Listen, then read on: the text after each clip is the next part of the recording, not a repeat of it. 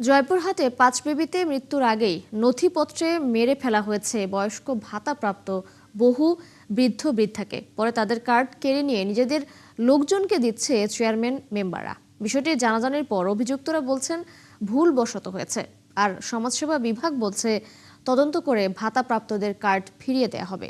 মজেম হোসেনের তথ্য ছবিতে প্রতিবেদন। জীবনের শেষ প্রান্তে এসে নির্মম প্রতারণার শিকার হলেন জয়পুরহাটের পাঁচবিবির অনেক বৃদ্ধ বৃদ্ধা। আমি বয়স্ক ভাতা পাসলাম, সেই বয়স্ক ভাতার 2 বছরতে আমি আর পাই না। আমার শাশুড়ি কোনো টাকা পয়সা পায় না, কিছু পায় না। আমিও যাই ঘুরে ঘুরে আমার শাশুড়িকে নিয়ে আসি।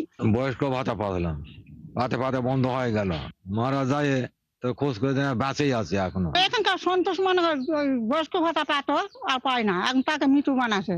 জীবিত থেকেও রাষ্ট্রীয় নথিতে তারা মৃত বনে গেছেন। এসব অসহায় মানুষের মধ্যে এখন হতাশা আর বঞ্চনার দীর্ঘশ্বাস।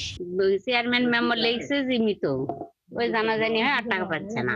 রজিবউদ্দিনের স্ত্রী বানু, উনি বেঁচে আছেন, এখন কিভাবে তার মৃত্যু ঘোষণা করে তার ভাতাটা বন্ধ করছে। চেয়ারম্যান মেম্বার একজনের টাকা কাটে আরেকজনকে দেয় নিজস্ব লোক। অভিযুক্ত ইউপি সদস্যরা দায় এড়ানোর চেষ্টা করেন। সমাজসেবা কার্যালয়ের মাঠ কর্মীরা বলছেন মৃত দেখিয়ে বাতিল হওয়া কার্ড ফেরত দেওয়ার উদ্যোগ নেওয়া হয়েছে। হাসনা নামে, আমার জানা মতে হাসনা নামে তো মৃত্যু নয়, জীবিত। তবে ওকে আমরা অনেক খোঁজার চেষ্টা করছি কিন্তু পাইনি। প্রতিবন্ধী বিধবা বয়স্ক এটা উপস্থিত যাচাই করেছিল, যে ব্যক্তিগুলো উপস্থিত ছিল না তাদের মধ্যে একটি টিক চিহ্ন দিয়ে দিয়েছিল। চেয়ারম্যান তখন আমি বললাম কি করা যায়, তখন বললাম তাহলে ভাই কি করা যায় আপনি সিদ্ধান্ত দেন। তখন বলে যে এটা তাহলে নিখোঁজ, এটা প্রত্যয়ন দিয়ে বর্তমানে স্থগিত রাখা হোক।